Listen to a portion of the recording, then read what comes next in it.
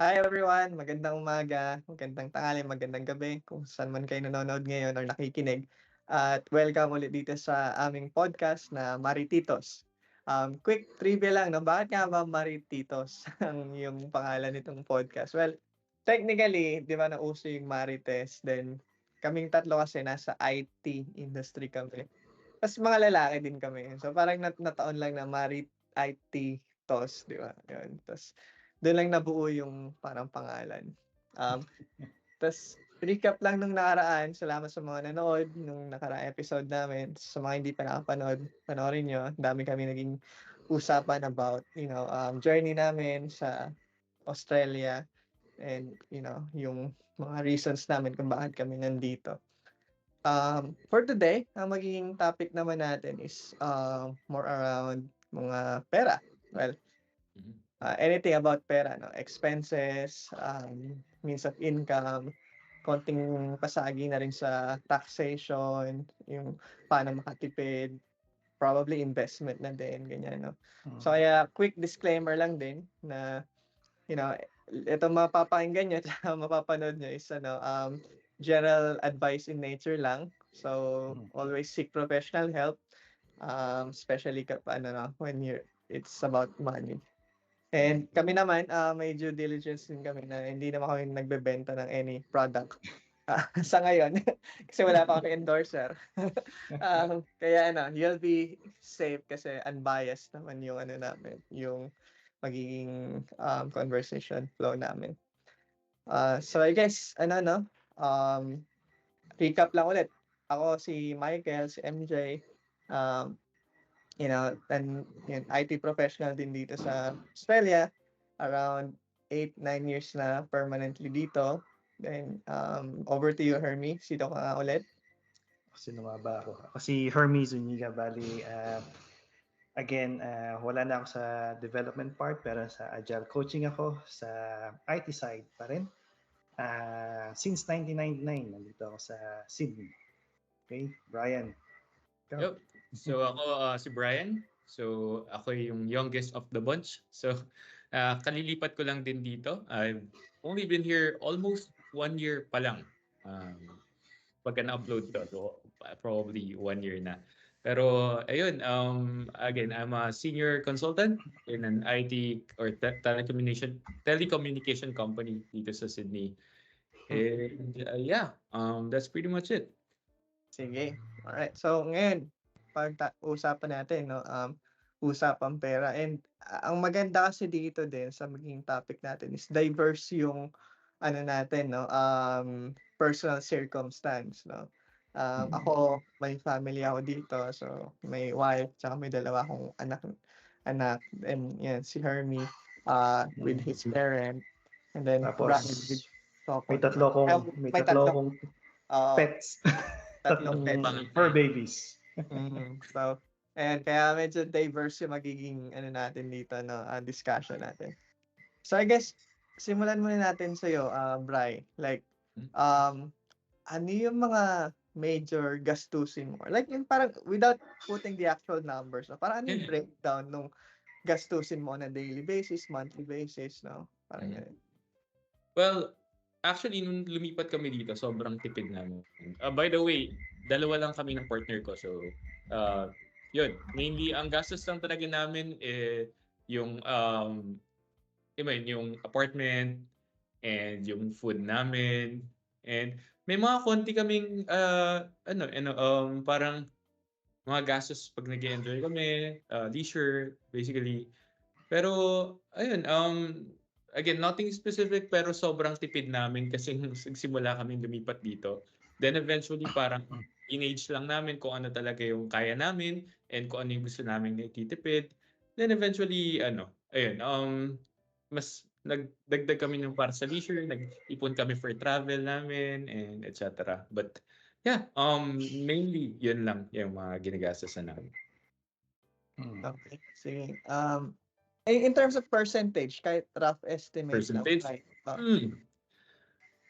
Actually, by the way, yung pala, pareho kaming nagwo-work ni Faye. So, kami, combined yung budget namin, I guess, let's say mga lahat ng gas, lahat ng natitipid namin around 60 to 70%.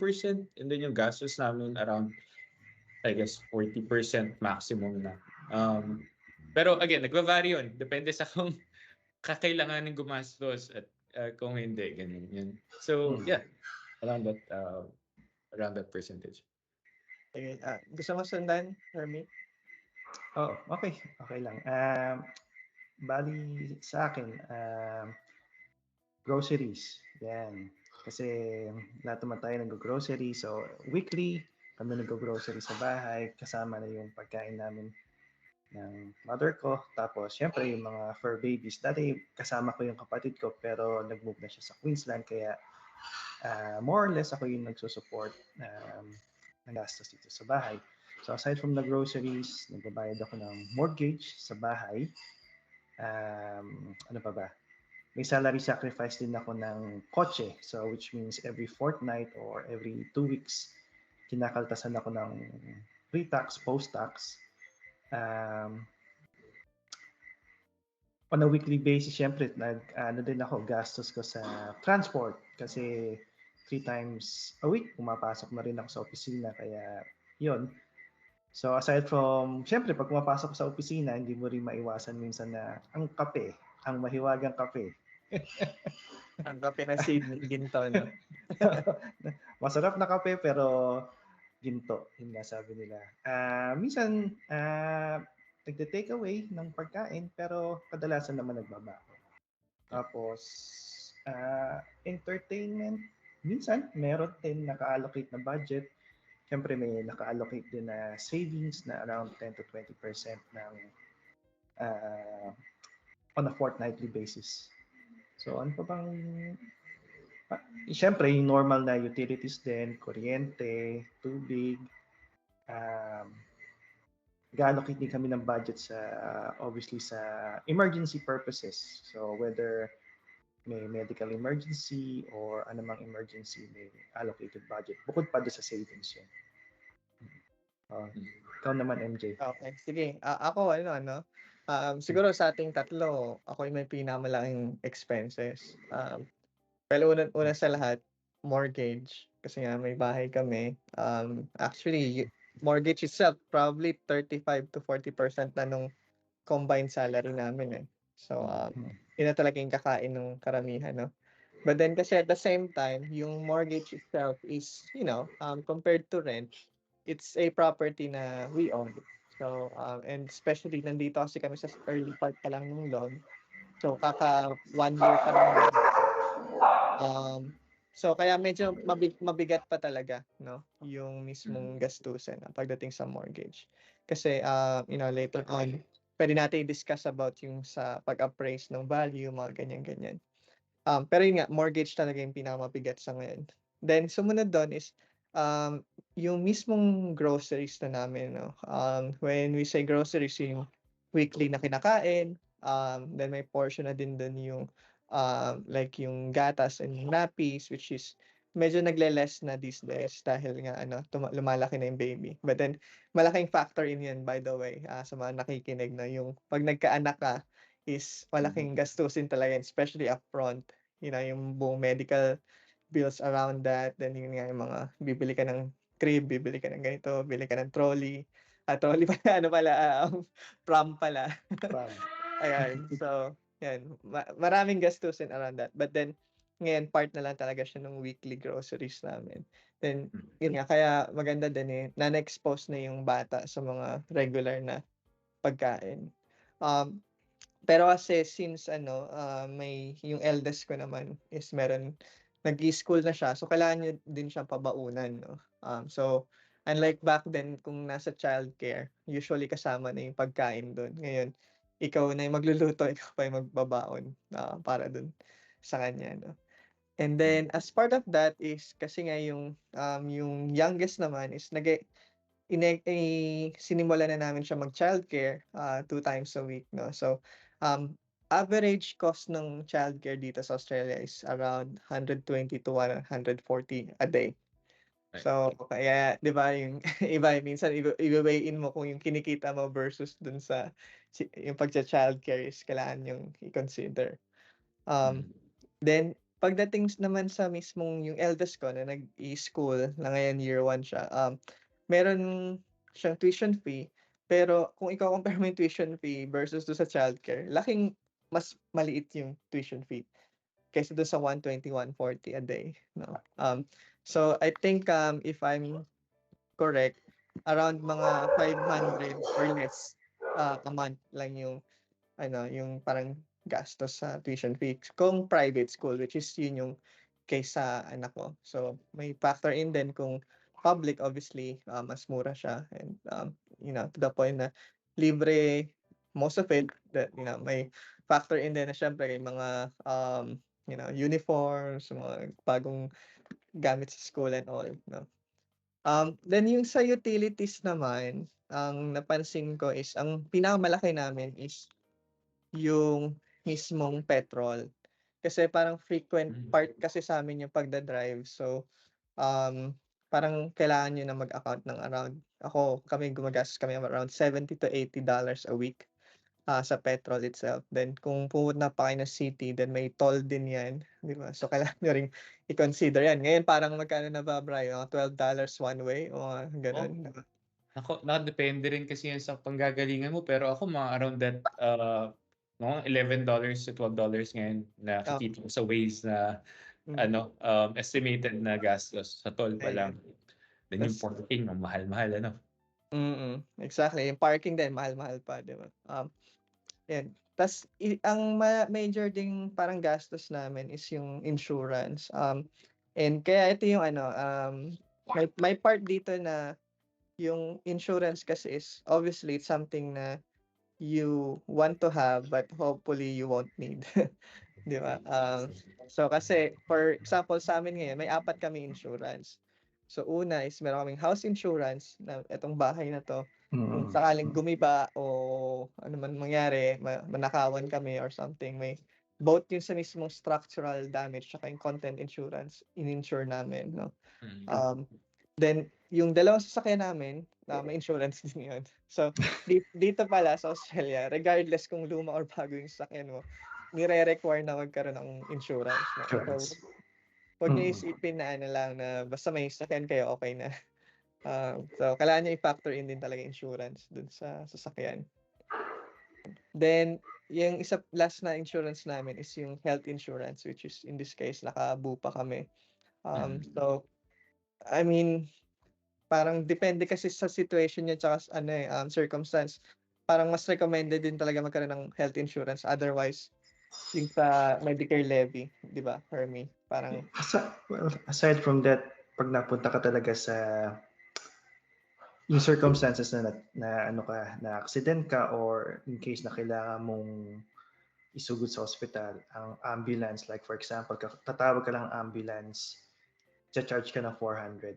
So, kung meron kang health insurance, cover na yung part nung ganoon. Tapos, halimbawa, isusugod ka sa hospital, meron kang tinatawag na gap. So, minsan malaki yung gap mo, minsan maliit lang. Kung may health insurance ka, definitely makakatulong yun compared sa totally wala. mm. Like ang mga usual example is, dental, 'di ba? Like Oo. 'di ba, like kung Ang out of mahal ng pocket siya, dental. walang dental dito. So kaya 'pag nagkakaroon kayo ng ng wisdom tooth, umuwi na lang kayo ng Pilipinas, dun na kayo Yes. magpabunot. Mahal ang dental. Oo.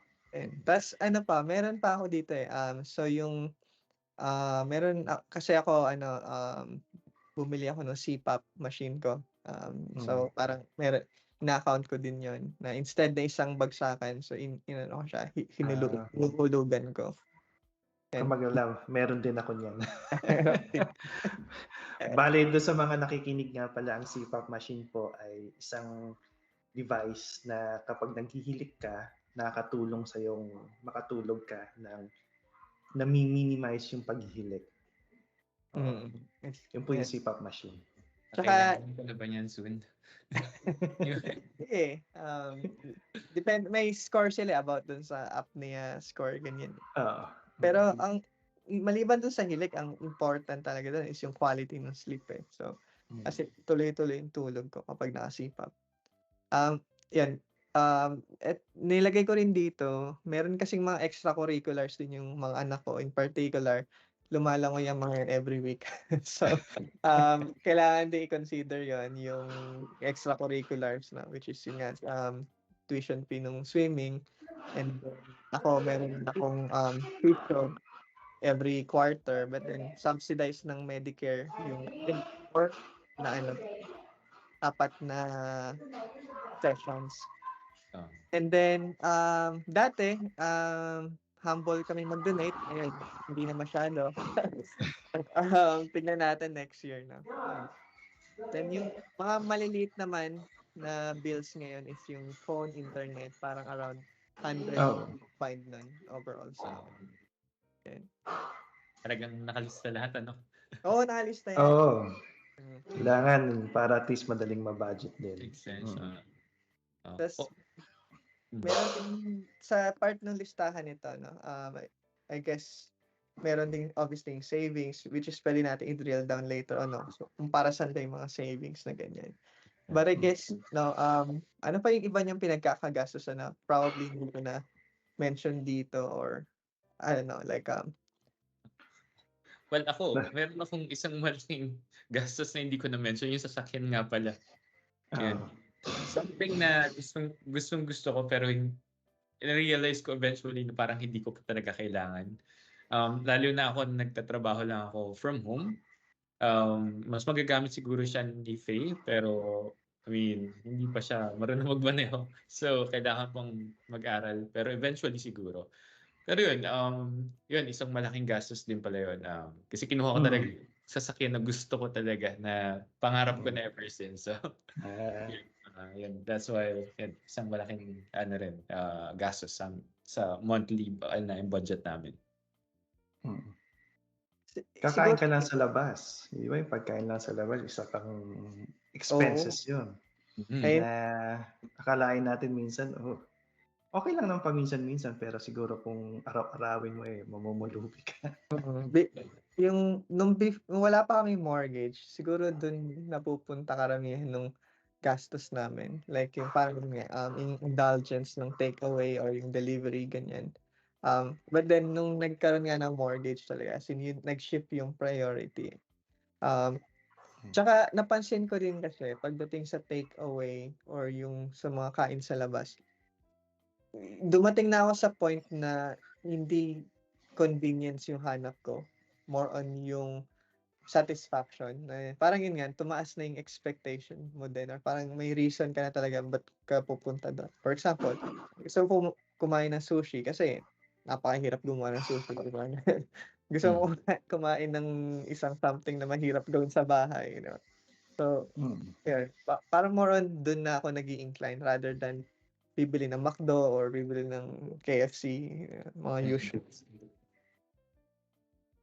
Sa amin, hindi namin talaga hilig siguro sa akin lang to na hindi talaga ako mahilig bumili ng takeaways. Talagang gusto ko rin yung kinakain namin niluluto namin sa bahay. Not only mas nakaka-save kami ng pera, but also parang mas nakikita namin yung parang mas healthy talaga yung nakakain namin. So, yun talaga yung parang ever since in-apply na namin dito, kasi back in the Philippines ganun din talaga ako. Ayoko talaga nang bibili ng pagkain sa labas kasi feeling ko ang laki talaga ng gastos doon pa lang. So, hindi na kami kumakain. Kumakain pa rin kami ng takeaway once a week siguro. Maximum 2 times a week. Ganun. Hindi rin naman masama yung mag-takeaway, especially kung bawa, nag-iisa ka lang. Nag-iisa ka tapos usually yung nga pala doon sa mga nakikinig sa atin, minsan may mga sinisale yung takeaway sa mga tipong 4 p.m., di ba? 3 p.m. na. 3 p.m. onwards. Yung tipong dating yung regular price is $12, minsan bebenta nila ng 8, 5, depende kasi sa oras. So, doon pa lang, pwede ka na kang bumili, nakasave ka na. Tapos, pwede mo siyang gamiting dinner, tapos yung leftovers, pwede mo siyang gamiting lunch. Yung ginagawa ng iba. Kasi few years ago, mga 3-4 years ago, di ba, doon kami sa Blacktown. So, doon lang sa Kildare Road. Tatawidin lang namin yung West Point. So, yun nga, inaabangan ko na yun. Pag alam ko mag-isa ako, ganyan. So, 3 PM, 4 PM, lalabas na ako. Dadampot na lang ako ng Chinese takeaway. Tapos gusto nila cash, ayaw na nila, ayaw nila mag-top cup. So, ayun, literal, $5, yun na yung dinner mo. Ganun. Yun nga yung naalala ko. Actually, ngayon meron pa rin nun mga around $6-7 na yata. Naalala ko, bumili kami nung nakaraan ni Faye. So, Ayun. So, kung nag-iisa ka, bawas gastos sa kuryente, syempre hindi ka na mag-aano ng mantika, hindi ka na mag-aano ng mga kung ano-ano. So, in a way, naka-save ka na kung nag-iisa ka. and convenience Makes sense. din, diba? Convenience din talaga. Yung important. Yung isa pa lang hindi ko nabanggit dito is yung mga maintenance and repairs. Usually yon maganda i-account nyo na din yan kasi kami nagba-budget na rin kami nun sa maintenance and repairs. For example, every year kailangan nyo service yung sasakyan. So, usually between 300 to 500 depende kung ano yung sasakyan nyo, di ba? So, yun, kailangan nyo i-factor in din yun. And for example, nasiraan kayo ng tubo, nasiraan kayo ng ganito, ganyan.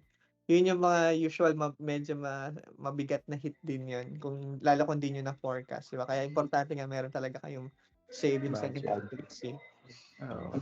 Kasi mahal dito yung mga ganyan. Yung pag nasiraan kayo ng tubo, kung mga papupukpok kayo ng mga ganyan. Tradies, mahal ng services nila. Pero one thing, luckily, hindi pa namin na-experience yung mga yan. Though, meron akong constantly ginagastusan, at least once a month talaga, na mahal din, which is yung pa-car wash. So, wala kasi ako talagang time na mag-car wash ng sarili ko sa sasakyan. Plus, nakatira pa kami sa apartment. So, medyo mahirap din talaga. Walang source of water. So, pag alilinisin yung sasakyan, pa-car wash na lang talaga, which is around $80 to $100 talaga per Kasama na ba yung loob doon? Hindi pa. Kasama na naman yung loob. Okay. Ayun. Tanong lang about that, Hermie. Kapag naka-salary sacrifice yung sasakyan, pwede mo ring salary sacrifice yung car wash? Hindi kasama sa ano yun. Kasama doon yung petrol, yung maintenance ng gulong, pwedeng magpapalit ka ng gulong, tapos toll. ano pa ba? Insurance. Toll hindi kasama eh. Okay. Tapos kapag may mga damages, kasi part na rin naman ng insurance yun. Okay. Nasiraan ka sa daan. So, tawag ka sa roadside assist ng company or ng insurance. May hahaltak na lang ng kotse mo pa punta sa pagawaan.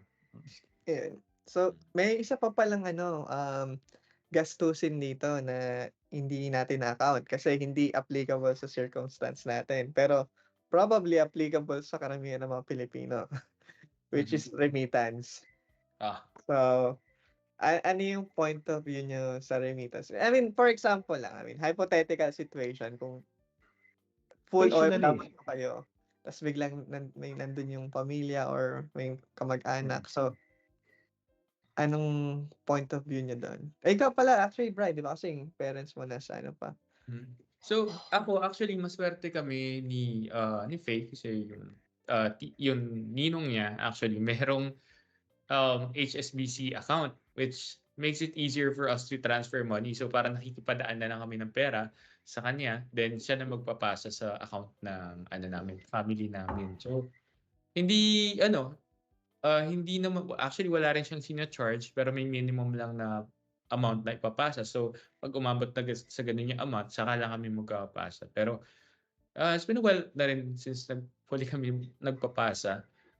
Well, I still have money naman sa Philippines, sa account ko sa Philippines. So, nagpapasa na lang muna ako from that account. Doon sa account. Gcash ka na lang? Hindi naman. BPI pa rin naman and other banks. So, yun, Security Bank and BDO. So, and so far, meron pa naman. Eventually, siguro kakailangan nila namin pa-transfer ulit.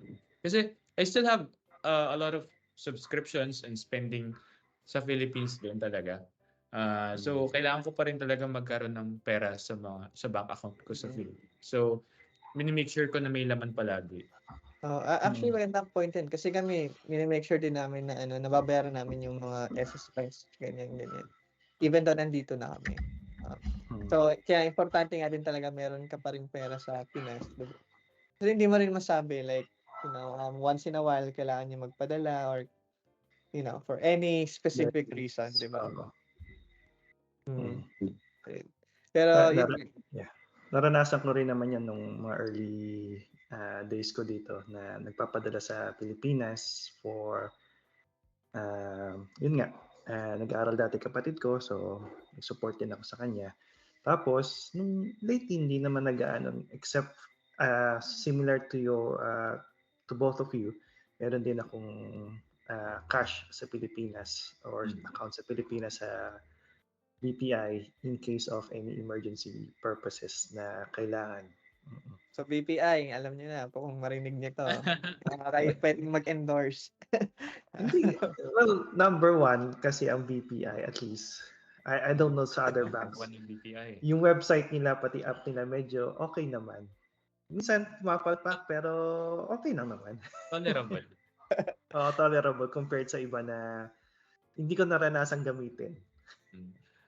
By the way, pagka nagre-remit ka before, ano yung Western Union ba ang ginagamit mo? Or hindi na? Hindi, actually, may mga, yung RIA, ayan, hello RIA.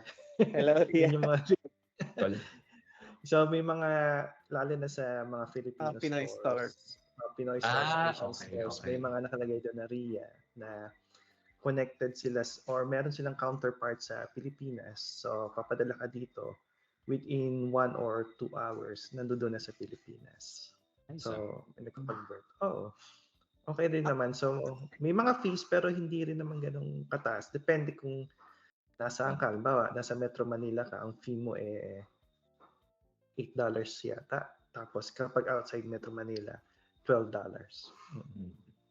Parang ako kasi nung una ko din, kasi nga nung nauna ako dito, TransferWise yung ginagamit ko nun, which is WiseLink tawag ngayon, di ba? So, sige, yung next portion na pag-uusapan natin is more around like ano bang magandang dito, no?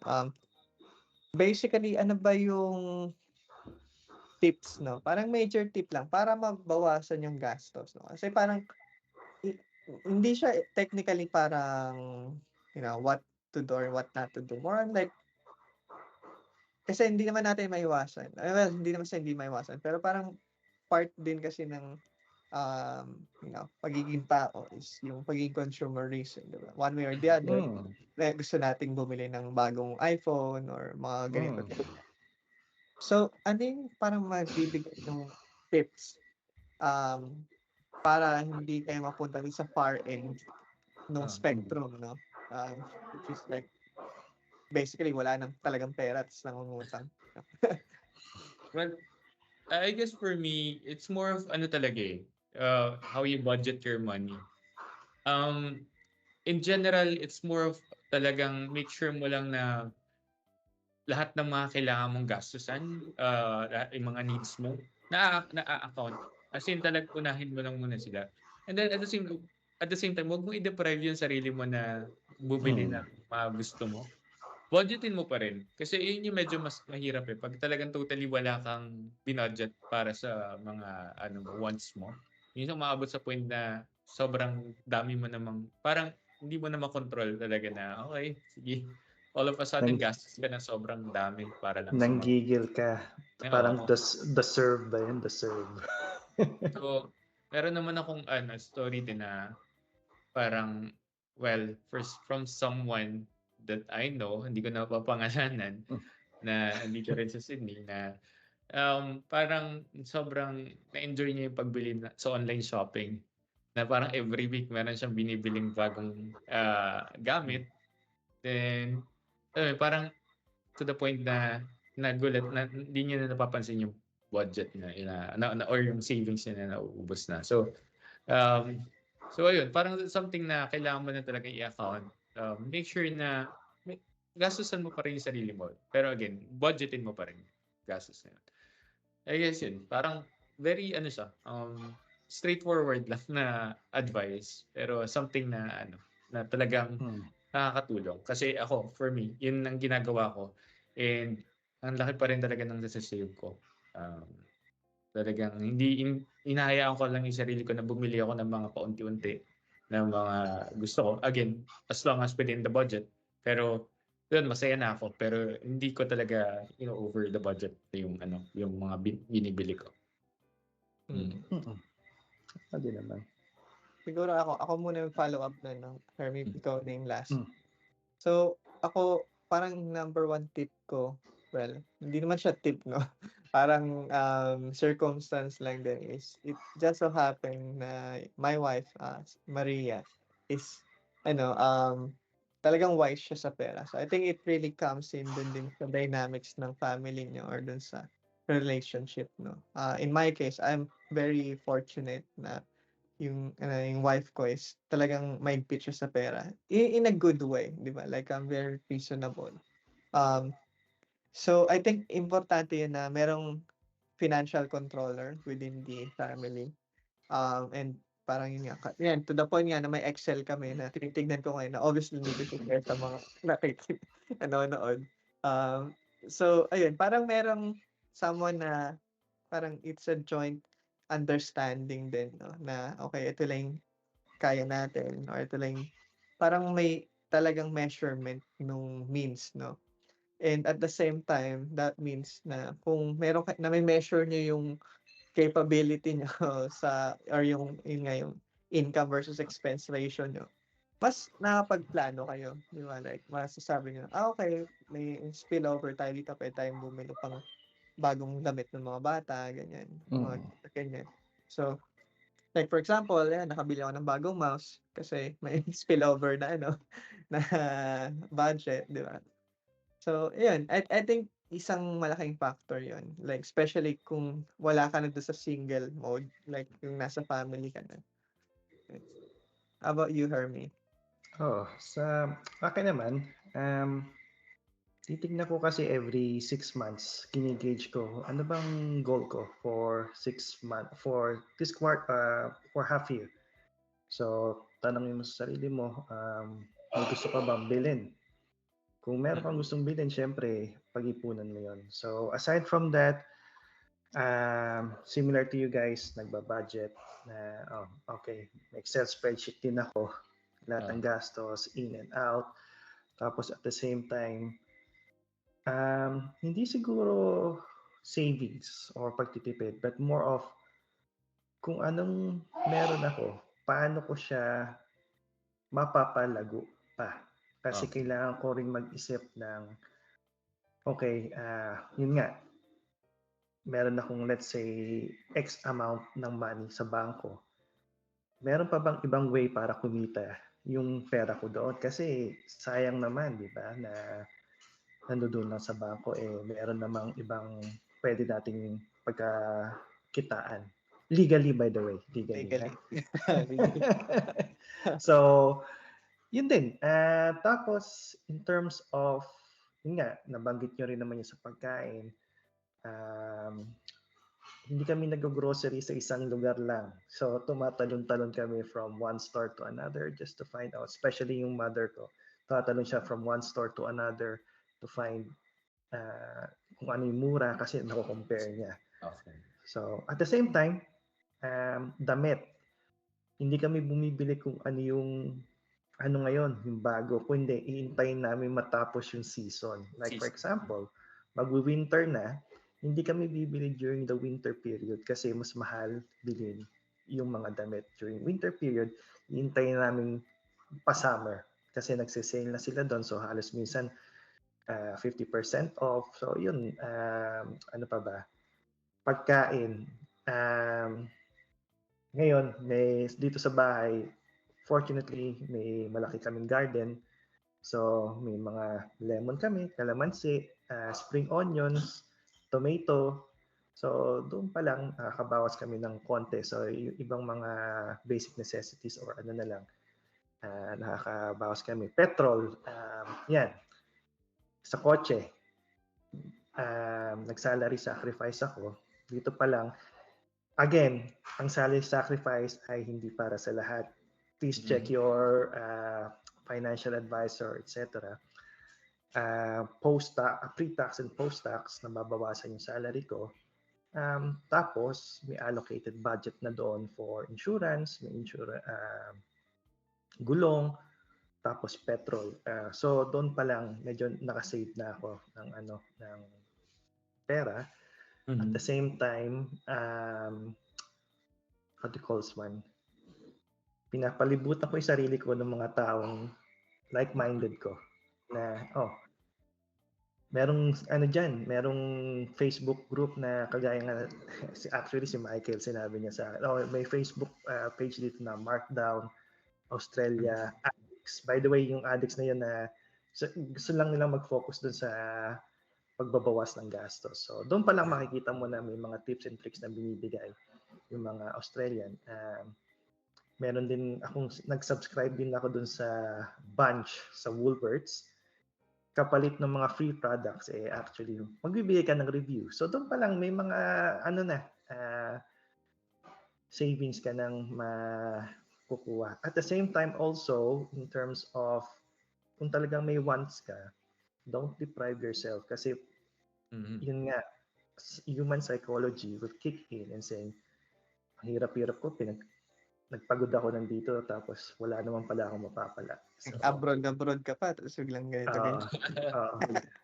So, magigigil ka. So, to a point na, sige, bahala kayo, gagastos ako. So, don't deprive yourself of something once in a while. Yun lang. Pero din, I think yung very common naman, but then it's easier said than done. Live within your means. Diba? Yun lang yun. Kung yung kaya maganda na may measure nyo, di ba? Para alam nyo ano yung in, ano yung out. So obviously, dapat mas malaking in kaysa sa out. Pag mas malaki yung out, you're not living within your means. So, ngayon, kung gusto mo na mas malaki yung out, kailangan mong gumawa ng paraan para so laki yung in, di ba? Exactly. Yun. And, ayun. So, I guess yung next na nating pwedeng pag-usapan is yung something more around like I guess yung concept naman nung in, no? Marami kasing form ng in, di ba? Like obviously siguro list down ko yung 5 alam ko. Una is yung primary is yung kapag may trabaho ka, di ba? So yung tinatawag na income. So and within the income, pwede mo pang hatiin sa 3 type yan. So personal income meaning empleyado ka, then second is pwedeng parang wages in a form ng contractual or parang in and out lang, ganyan. So, then pangatlo naman is more on parang kapag business owner ka, no? So, pwede tayong delve in later on dyan sa mga concept ng mga equity, mga dividends, ganyan. Then, yun yung parang 3 major, no, na source talaga ng income or source ng in. Then, pang-apat is investment, which I think si Hermie talagang pinakabihasa dito sa atin, no? Then, pang-5 is yung yun yung parang pinaka-ano mo yung magse-set sa'yo ng ng kung gaano kang kaswerte sa buhay which is yung manggagaling sa sa external factor which is like for example, parents mo mayaman, edi, di ba? Bibigyan ka na ng pera. Or Sana. Mga nepo baby. Sana all. Or the other part is kung swerte ka like let's say, nanalo ka ng mga lotto, ganito, ganyan. Mga bagay na somehow maliit yung chance na na na mangyari sa buhay mo, di ba? Pero yun yung you're at the right place at the right time. Ayan, di ba? Mga ganong bagay. So, I guess yung una muna, no, Hermie, probably yung gusto naming malaman talaga is paano ba yung income system dito sa Australia? And itong mga bracketing na yan na naririnig namin from time to time na bakit ganito, ganyan, bakit so explain mo lang sa amin konti na para mas ma-idea mga nakapagod. Bali yung tax structure nga yun meron siyang bracket similar sa Pilipinas na pag nag-hit ka doon sa bracket na yun, mababawa or kakaltasan ka depende sa bracket mo. By the way guys, when we say na bracket. So, kumikita ka ng 100,000.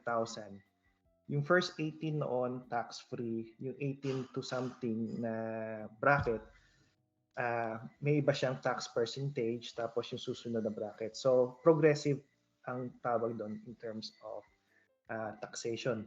Ngayon, in terms of income na tinatanong ni Michael, na diniscuss niya actually, sabi niya 5. Actually, sa-summarize ko lang, which is yung active at passive income. Yung active is habang nagtatrabaho ka, yan yung personal income mo. So, yan yung may mga side gig ka or meron ka mga tawag doon.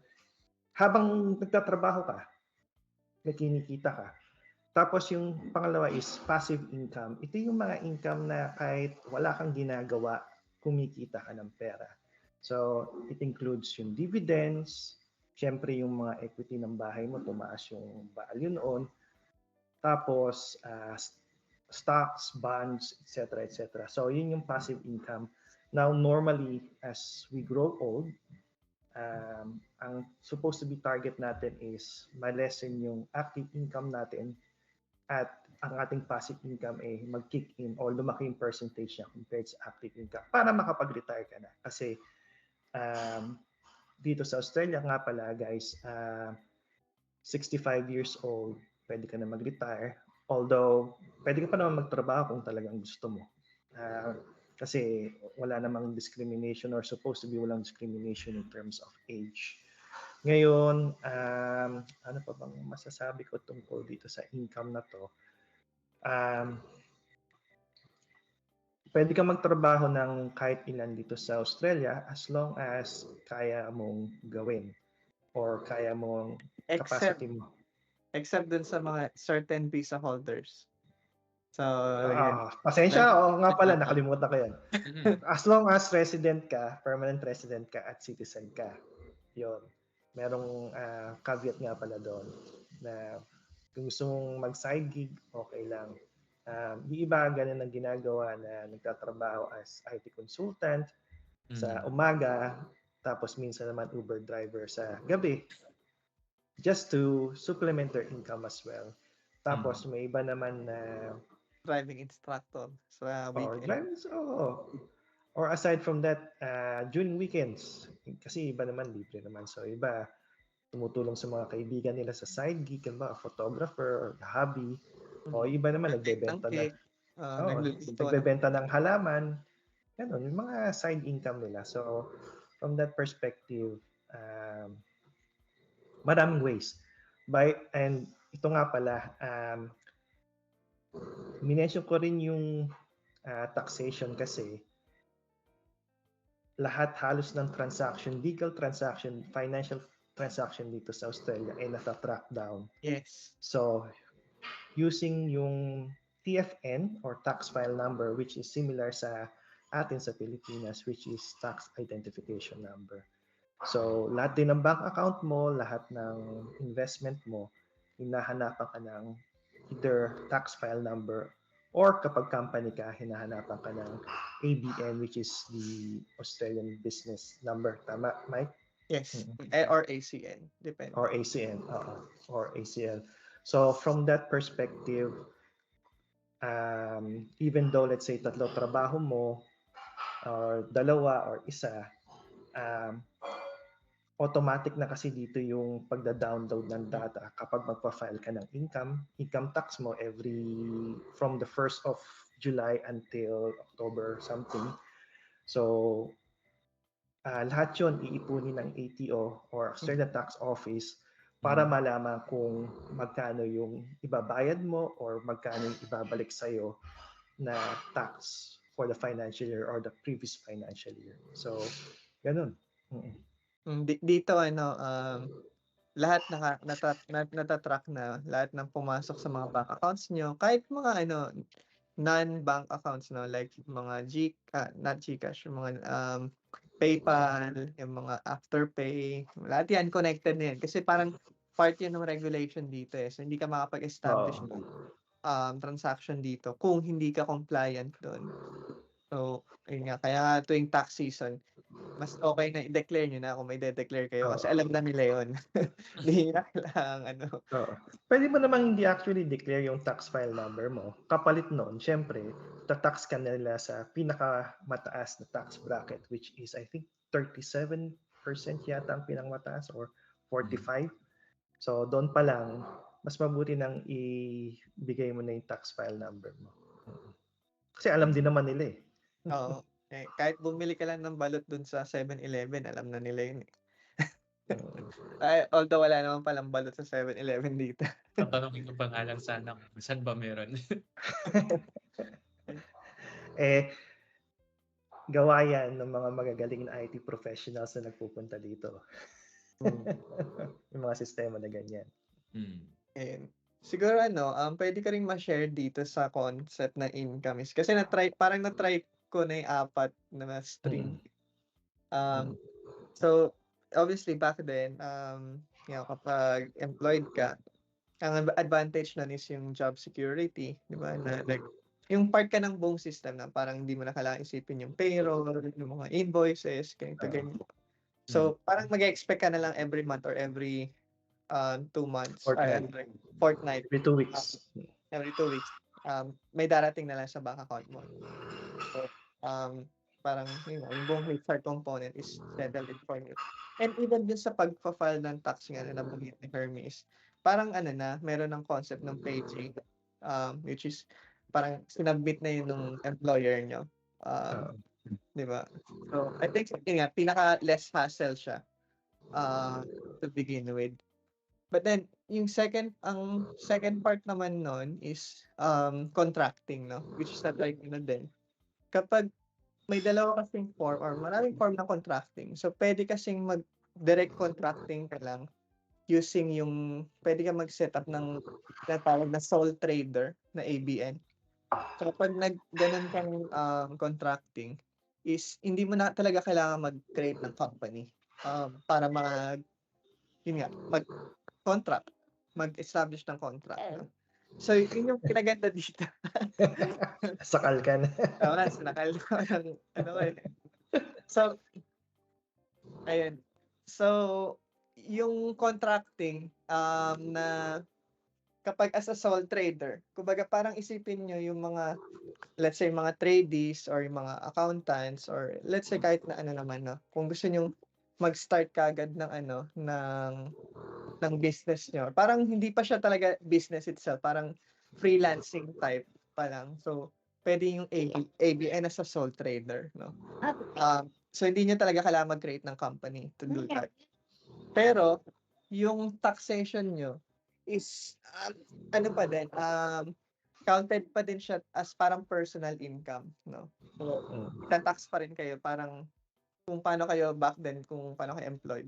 Pero this time around, mas mag-a-apply yung, let's say, kung mas mataas yung sweldo niya, ibig sabihin, mas mataas na kayo sa bracket na yun. So, mas mataas na yung tax na babayaran nyo. Then yung third form naman is, let's say, kung gusto nyong mag-undergo ng contracting or parang project work as a company. So, dun naman kailangan nyo na ng ABN at ACN. Then, obviously, may as part nun, kailangan nyo na rin mag-set up ng mga bookkeeping, either mag-hire kayo ng accountant, tapos meron na siyang parang quarterly business activity statement. So, mas marami na siyang paperwork, no?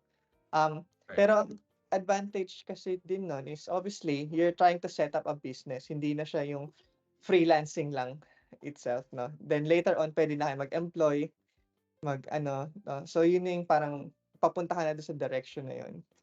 Pero, at the same time, ibanggit ko na lang din. And again, no, personal experience to, hindi siya professional advice, no. So always seek for professional guidelines. Is meron kasing tinatawag dito na PSI.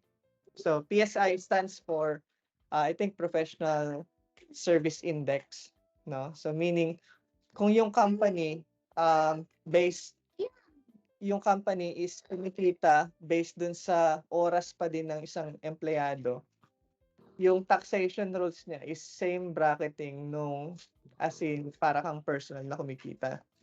So, hindi mag-a-apply yung parang corporate tax kung nandun ka sa setup na yun. So, meaning, kung kunyari, ikaw lang yung empleyado ng kumpanya, tas 3 yung kliyente mo, ita-tax ka pa din na parang personal level yung taxation mo, gano'n.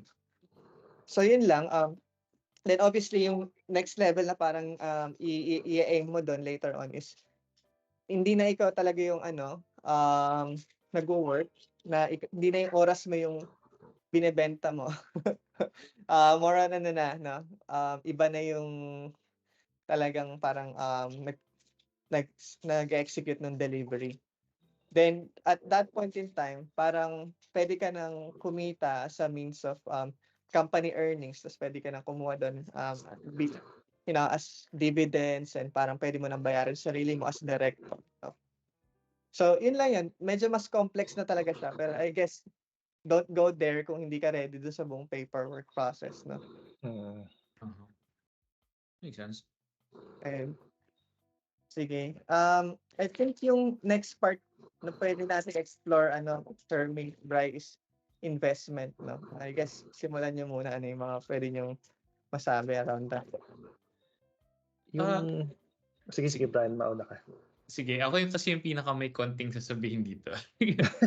Ah, so again, na-mention ko kanina na yun ngang friends ko back in the Philippines, which is si Alvin and Philip. Very big sila sa pag-invest through stocks sa Philippines. So stocks like Cebu Pacific, Mega World, etc. So depends. So mostly binili namin talaga yung parang safest and for long term talaga ng mga investments. But yeah, ever since early in my career talaga, back in 2015, nagsimula talaga ako mag-invest na, and from that point naging constant siya. But then again, medyo nag-die down kasi hindi rin maganda talaga yung economy nung obviously nag-pandemic. So maraming nagbago. But yeah, after that, nag-start din ako with crypto investment, which nag-fail miserably.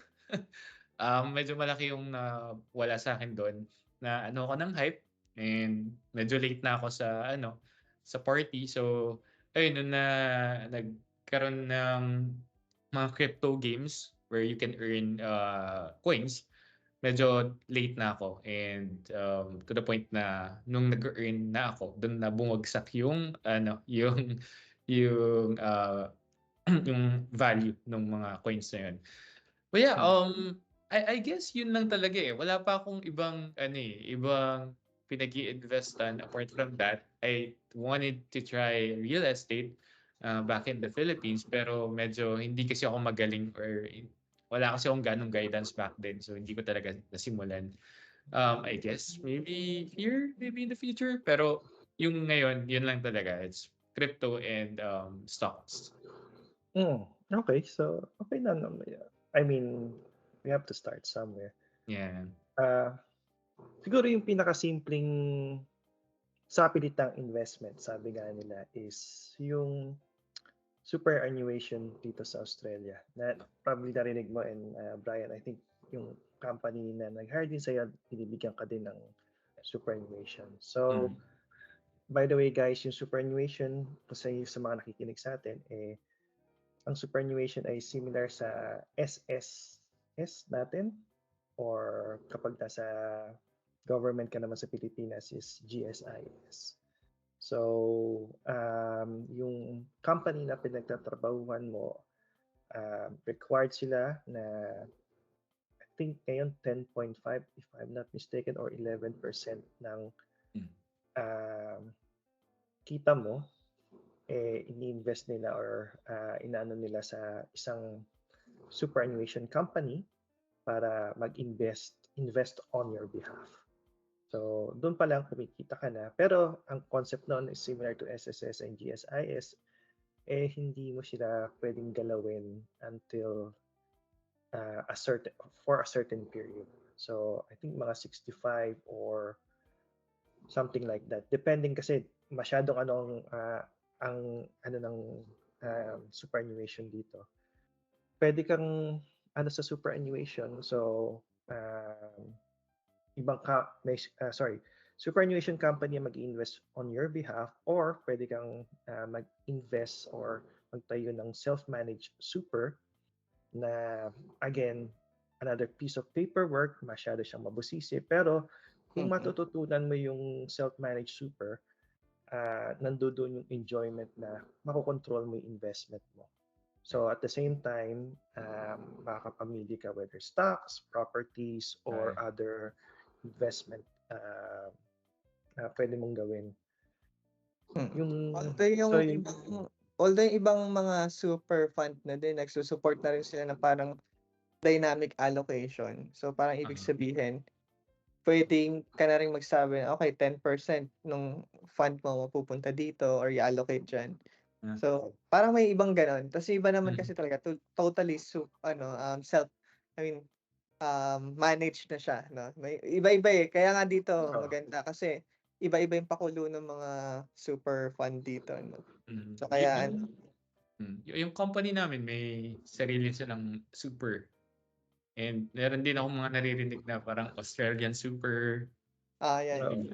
Ah, Which is dito sa mga, yun din na pala napansin ko, no? In maliban sa super, parang any service type, whether online or utility or something, is wala talagang monopoly, no? Or duopoly. Talagang ang daming options. Kaya talaga parang maganda siya as a consumer kasi marami kang pwedeng pagpipilian. Like, ano ba talagang pasok sa sa lifestyle mo and yung circumstance mo.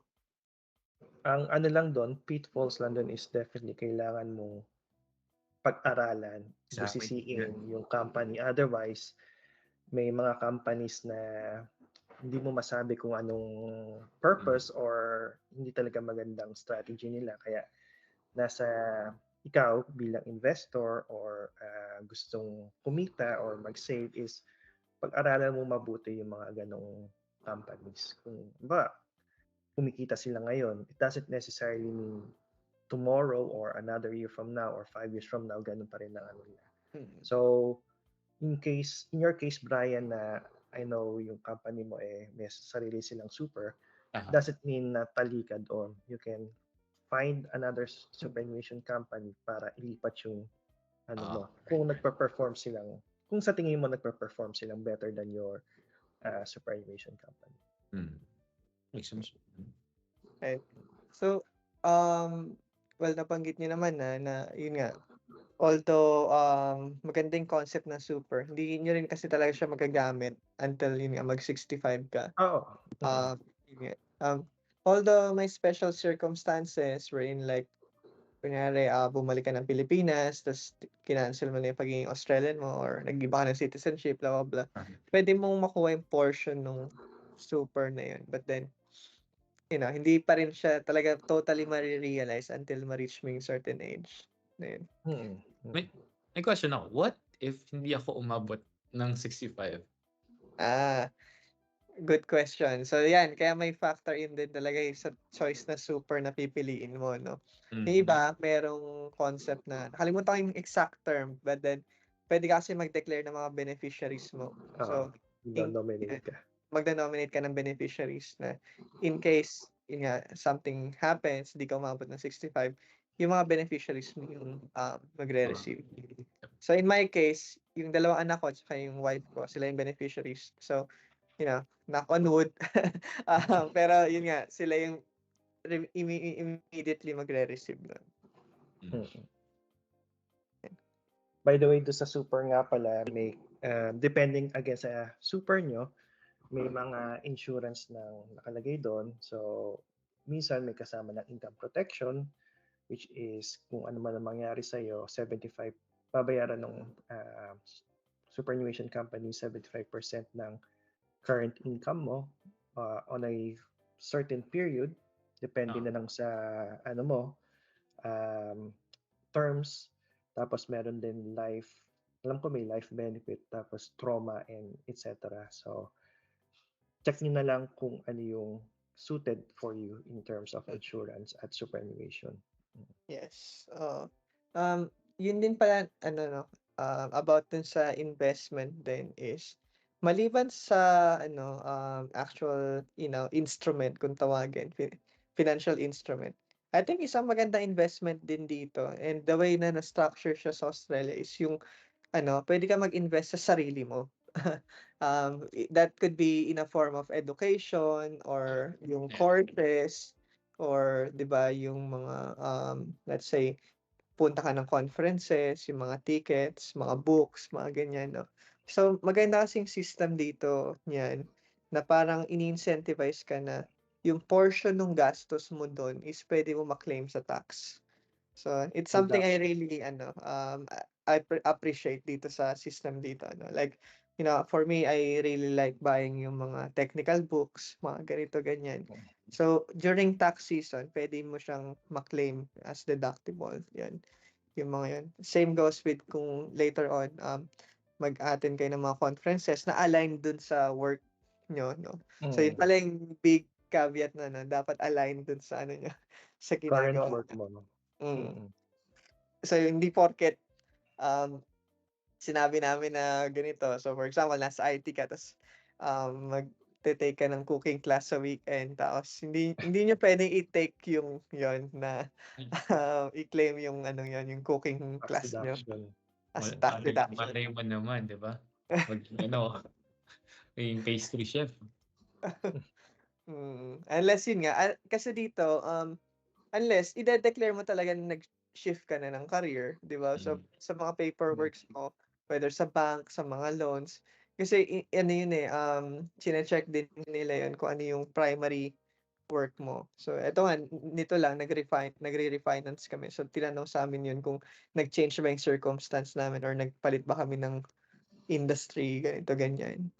So, So somehow kasi dito mine-measure na rin or kina-calculate yung ano mo yung parang not really credit score pero more on like yung financial well-being, ganun. So speaking of credit score, medyo weird din pala yung concept ng credit score dito versus sa Pinas at saka sa US, no? US. Hermie, gusto mo kaming linawin ano ba yung concept ng credit score dito and Yung credit versus sa score US? dito is, yung nga, hindi siya kamukha sa US na pag umutang ka ng umutang, tataas ang credit scores mo. Hindi. It's more of, uh, syempre, utang ka, pero at the same time, nasa service mo siya, hindi ka nagdi-default ng bayad, hindi ka pumapalya sa bayad mo. So, tataas din yung credit score mo. Hindi siya ang pinaka-primary reason or pinaka-primary factor. Halimbawa, mangungutang ka or yung financial health mo, tinitignan din nila yung serviceability mo, which is your capacity to pay o ma-service mo yung loan or yung utang mo. Kahit na maraming utang ka, tapos syempre, kung wala ka namang capability or capacity to pay, malaking risk para sa any financial institution para pahiramin ka pa ng pera.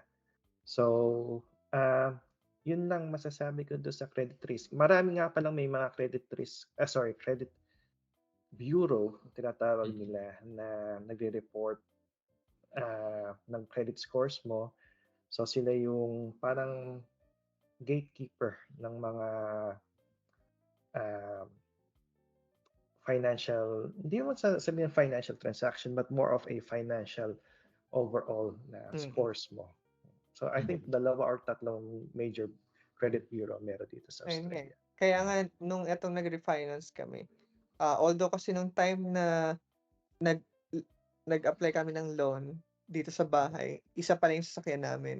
So nung kumuha kami ng pangalawang sasakyan, na-detect nila na may active loan may loan dun sa sasakyan. So ngayon parang in-account na siya dun sa overall borrowing capacity mo na din. Capacity.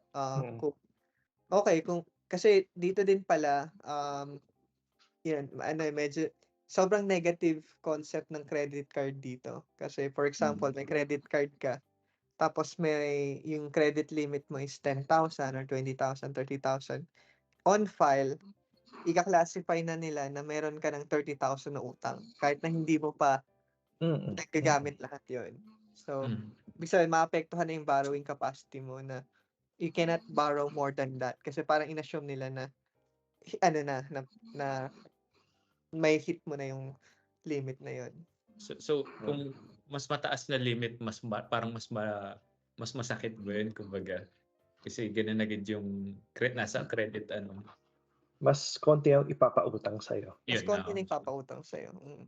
Mm. So, ayun. So, for that means, sa point of view ng magpapautang sa'yo, pwedeng taasan nila yung interest sa'yo kasi parang, parang on their end, point of view nila is risky pautangin ka kasi malaki yung bandwidth mo na pwedeng utangin, ganun. Pero yung And question ko sa inyo, sa opinion nyo, anong mas prefer nyo? Yung kung ano yun sa US or kung ano yun dito sa Australia? Um,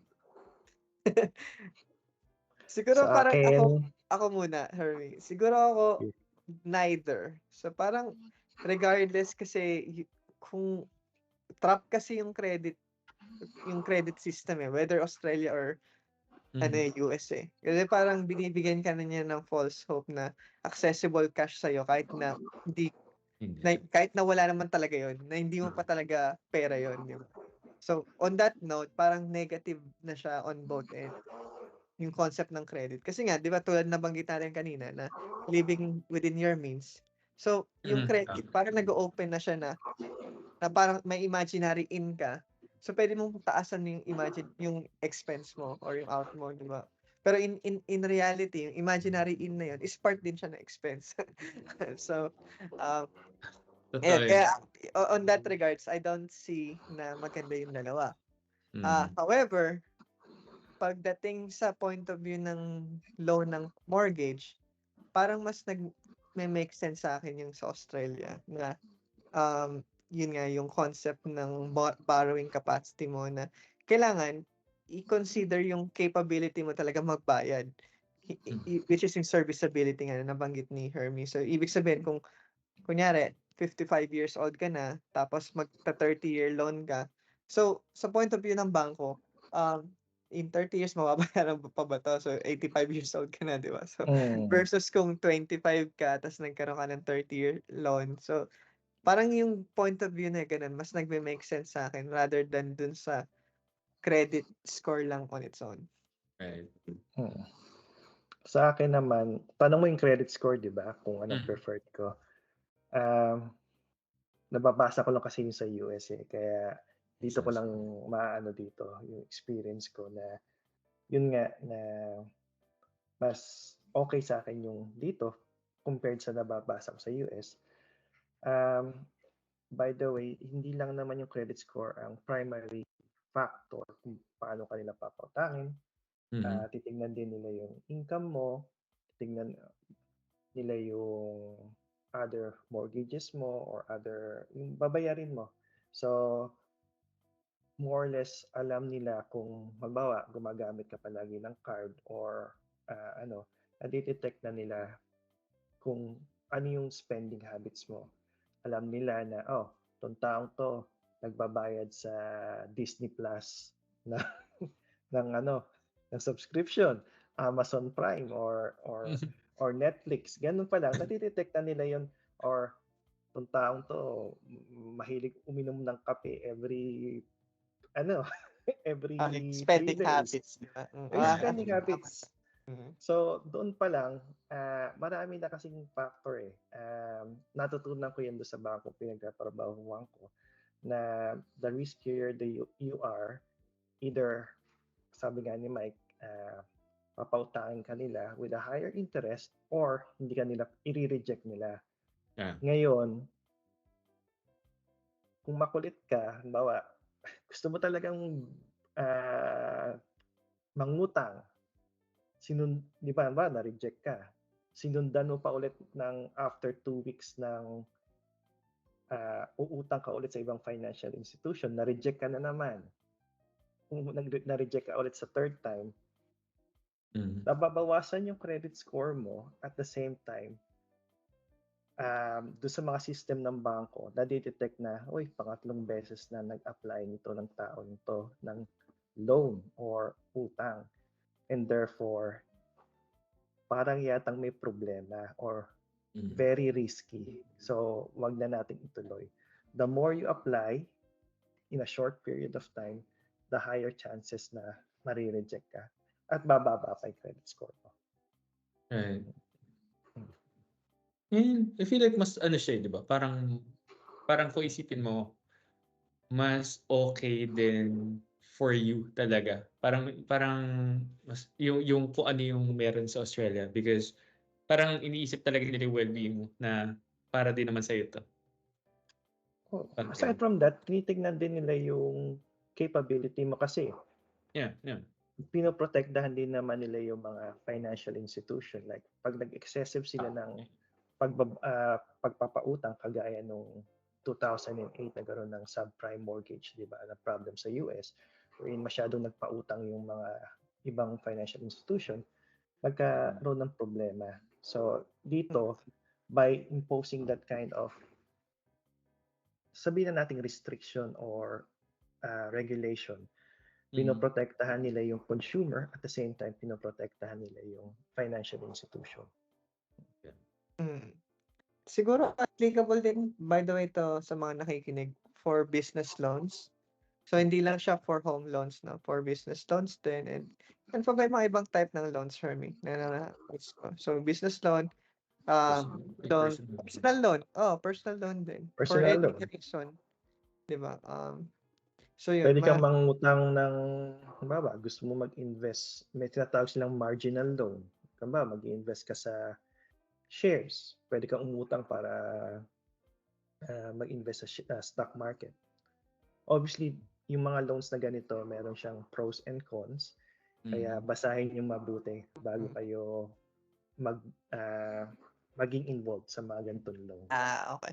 Naalala ko tuloy, actually, magandang disclaimer yan na Hermy, kasi merong mga like ibang apps, banggitin ko na like Robinhood, no? Like may mga ganong concept na pwede kang mag-result into net loss dahil nga parang not going into the details, no, on how it works, but then basically may factor in din kasi na parang yun nga, naglaro ka masyado doon sa derivatives ng anticipation mong bababa, tataas, ganito, ganyan. Tapos namali ka ng calculation. So, hindi porket nagpasok ka lang ng 5,000 or 10,000 or kung magkano yung pera doon, yun lang yung mawawala sa'yo. May liability ka din, may possibility din na ma-hit ka negatively nung noon. So kaya, yun nga, do it, cautiously bago kayo mag-engage doon sa mga ganong platforms, no? And I guess take it one step at a time, no? Yun nga, nabanggit natin yung mga investments na ganyan. So I guess kami ng misis ko, may concept kami na yung anything na ini-invest namin, parang it's good as gone, na hindi namin siya ine-expect na magiging times 10 or times 100. uh, Worst case scenario, baka hindi na talaga namin ma-recuperate siya, no? O hindi na namin mabawi. So, tama rin naman. yan. O nga pala, speaking of investments, yun nga, aside from yung super isa sa mga nabanggit natin, pwede din kayong personally mag-invest outside of superannuation. Like for example, bibili kayo ng investment property or bibili kayo ng shares through a broker here. Pwede din kayo mag-invest, but again, caution, kapag hindi nyo maintindihan, seek professional help dahil kasi may mga investments na talagang masyadong komplikado. At sa Like, for una, example, kung hindi mo ngayon, itong mga AI companies na ganito, ganyan, di ba, nagsusulputan yung mga yan. So, parang, ikaw, naririnig mo lagi yung AI na yan. No? So, parang, baka mag-invest ako sa AI company na ito, ganyan, ganyan. So, but then, not knowing ano ba yung capabilities nila, di ba, yung how the market works, then later on, magugulat ka lang, bumagsak na yung company, hindi na nabawi. Kinain na pala nung, ng OpenAI or Microsoft yung market share nila. aside from that, uso rin, by the way guys, uso rin dito sa Australia ang mga scams, mga fraud. So, talagang dapat yung pag-aralan yung mga companies na pag-iinvestan nyo kung may mga good background ba sila or at least registered man lang sa, tama ba? ASIC ba yun? ASIC? ASIC. ASIC yung mga companies or even naka-register sila sa ASIC, minsan meron pa rin silang masyadong background eh. So, always check yung mga background ng companies na Tsaka may importante may PDS sila kung tawagin, 'no, kasi may disclaimer yon. So, minsan 'di ba nga compliant na sila and everything blah, blah, blah, pero Mm. possible na wala kang mahabol sa kanila if something goes wrong. So, minsan protektado din sila nung nung law kasi nga nag-comply sila dun, Mm. ayan. So, hmm, I guess mention ko lang well, it's not really a company, pero nadali na rin ako ng ganyan na hindi ako nag-research, na wala akong any professional help, pero sa crypto. So, ayan, yun yung hype lang, dala talaga ng hype lang. Tapos, ayun, yun, nadali ako multiple times. ayun. So, I guess isang magandang I mean, not to generalize na, pero something I learned throughout the years is if it's too good to be true, 'di ba, Yeah. mas maganda taasan niyo yung yung BS meter niyo kung tawagin, kung how likely is na totoo nga 'tong mangyayaring 'to, ganito, ganyan.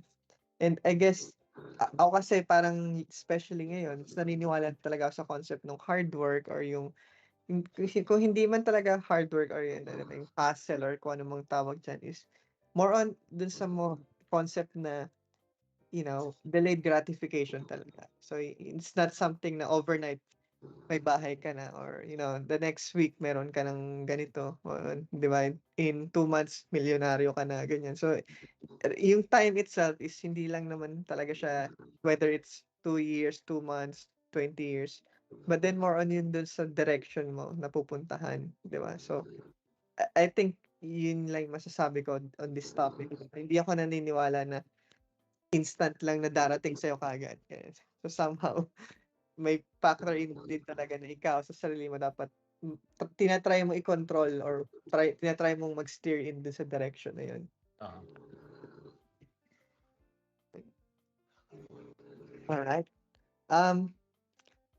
Sige, I guess eto na 'no, puwede na tayong mag-closing remarks when it comes to pera 'no. Kasi nga, I mean, I guess closing remarks natin is, well, una, general tips lang, either, in summary, or general tips na puwede niyong mabigay. Then lastly is, yung relationship niyo sa pera, ano yung perspective niyo sa pera, ganyan. Whether good or bad, or money is the root of all evil, o kung ano mang perspective niyo, 'no. I think dun na tayo magtapos, 'no, and I guess, yun. What do you think? Sige, pwede siguro ako muna. I guess yun. Like, medyo unweird kasi yung tips natin, sinabi natin in the beginning, pero again, I just like to remind you na yun, it would be great talaga if binabudget niyo yung income niyo. And kung ano lang yung mga pwede niyong gastusin, especially, of course, yung needs, dapat palaging yan, covered yan. Once you see, ano nyo pa rin, how do I say it? Again, would you deprive yung sarili nyo to get your wants, but still, moderate, spending lang. And then, ano pa ba yung isa nating yung about sa money. Well, siguro, like yung sinasabi ng mga nila, or yung saying na money can't buy happiness. Hindi ako naniniwala doon. Well, it can definitely make you happy, like if you get like the things that you want. And for me yun, hindi naman kasi ako lumaki talaga sa na mayaman. Back when I was young, mahirap lang talaga kami. Even naman ngayon, nagkaroon lang talaga ng medyo mas malaking income, but still hindi pa rin ganun talaga na mayaman. All I'm saying is that back then, mahirap yung buhay namin. But then nagkaroon na ng mas magandang income, guminhawa yung buhay. And obviously that makes us happy. At least for me and my mom, and yung sa partner ko. So, ayun, yeah, ano lang. Well, I guess nothing really. It's just that, yeah, that's pretty much it. Yun lang talaga yung masasabi ko. Ikaw, Hermie. In Okay. conclusion, In conclusion, sabi nga nila, um, budget, sabi nga, yun na lang, sabihin ko muna, yung budget na usual tips and tricks natin. At the same Mm. time, mag-set ka ng goal. Hindi tayo palaging bata.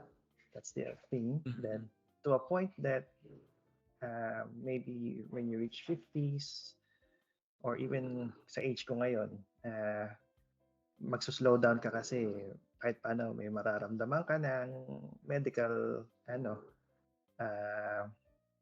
medical things.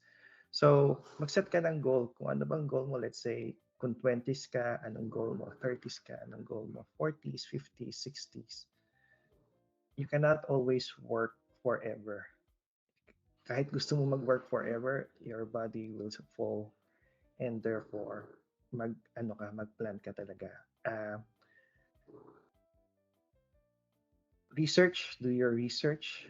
Huwag ka basta-basta maniniwala. Sabi nga, if it's too good to be true, magduda ka na merong pakana dyan or something behind it. Medyo skeptic ako very cautious ako sa investing. At the same time, kukontrahin ko rin yung sarili ko na do not be afraid to invest. Being a worker will only earn you as much money as you can and as much as your company will give you. If you become an entrepreneur or invest somewhere, yes, the risk might be high, pero at the same time, there is this reward na mas malaki. Probably malaki. Hindi ko sinasabing definitely malaki. Probably malaki. So, I've seen a lot of friends as well na hindi lang dito sa Australia but also sa Pinas na naging entrepreneur sila, and yes, there is what they call some challenges, but ngayon fully established na sila and enjoy na sila ngayon. Probably the last thing na sasabihin ko na lang is money is not the end game. Your health, whether it's mental health or your physical health and loved ones are still very important to you. Kapag nawalan ka ng pera, babalik din sa iyo yan. Pero yung mga loved ones mong nawala sa iyo, yung katinuan ng pag-iisip mo, hindi babalik sa iyo yan. Kaya don't worry too much about money to a point na nagiging slave ka sa money. Money is a tool that you can use to better yourself and better your lifestyle. But it's not the end game. Yun lang. Alright. Yeah, ang hirap tapatan nun Sapul nga ako ng lahat ng pointers eh. Sige. Ako, una-una, I think yung personal tips is, it's not too late to learn about anything, whether it's financial well-being or ganyan. Di ba parang, di mga sinasabi nila, it's not too late to do your first run or do your first, lifts, mga ganyan. Or you're never too old, never too young, ganito, ganyan. So I think maganda aspect yun na one way or the other, parang it really pays well to be financially literate, no? So, yun. Yun yung magandang tip talaga doon. Then second, as part of that is, if kung nasa situation ka na,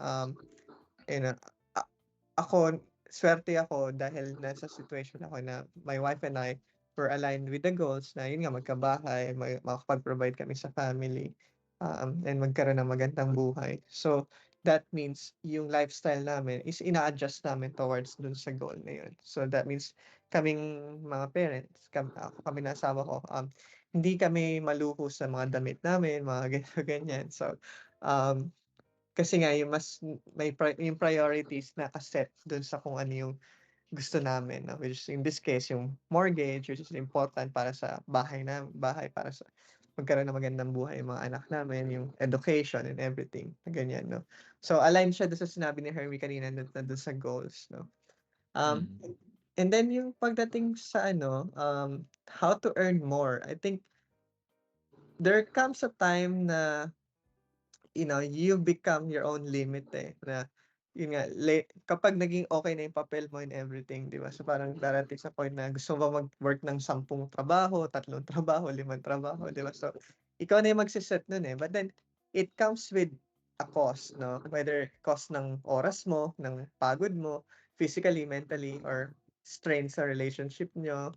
Di ba? Parang meron at merong cost yun. And at the same time, kailangan nyo talaga i-balance yun versus dun sa wala kang trabaho, which is may Oh. cost din yun, di ba? So, what's enough and what's not enough? Then, siguro, part din ng goal nyo talaga is, for example, for me, me and my wife, we're just targeting a specific number, no? Which is, I might say around 8 digits. Yung nahit lang namin 8 digits like net, you know, okay na kami doon. No? So parang hindi naman ako nangangarap maging bilyonaryo ng dollars or multi-million, etc. etc. No? So, but then at the same time, I'm being realistic. Paano ba namin ma-achieve yun? Di ba? So, hindi ako pwedeng mangarap lang na sana bukas na ako, ganito na. Di ba? Parang ganun. So, you need to find ways paano ka makakarating doon. Then you always work backwards to that. And then, what's the reason kung bakit gustong gawin yun? But then, for me, the reason is so that, 10 years from now or so, I can spend more time with the family. Hindi na ako masyadong mag-iisip about pera. Probably I would still work, but then hindi na siya ganun ka-intense tulad nung circumstance ko ngayon. No? I could probably say no to different people. And I think, money doesn't buy happiness, but then it buys you freedom. So, I think yun yung important aspect nun. Na it buys you freedom to choose where to eat, choose where to go, choose not to work tomorrow, di ba? Choose to buy something para, ma-enjoy not just for yourself, but then, with the family. Choose a car na hindi magsasacrifice o hindi tumitirik-tirik. Di ba? So, I think yun yung, I think perks ng magkakaroon nga ng pera. But then at the same time, you just need to gauge hanggang saan yung gusto niyo, di ba? And don't be a slave dun sa pera. Kasi nga, the way I see it, it's an instrument, no? It's like a guitar, di ba? Na hindi yung guitar yung nagsaset ng rhythm, kundi yung guitarist. Which is ikaw yon, di ba? So, ikaw pa rin yung magsaset kung saan ka papunta, kung anong tunog yung gusto mong gawin, di ba? Anong kanta mo sa buhay. Yan. Buti talaga ako yung nauuna eh. No? Ang hirap talagang sundan ng mga words of wisdom yun eh. No? Words of wisdom. Alright. Mhm. Sige, I guess yun lang muna for today, no, or tonight. Salamat sa mga umabot hanggang dito sa part na to. Sana marami kayong napulot. And then I guess we'll see you again next time. Sandali, bago tayo magtapos, Happy Lunar New Year nga pala. Or Happy Chinese New Year sa ating mga nanonood. Okay. Ayaw nga pala, Year of the Dragon ngayon. Sabi nila, ito na yung prosperous time for money, business and stuff like that. So maybe, I mean, again, no, not purely luck-based, but then, we don't know. Alright. Thank you. Sige. Thank you. Thank you.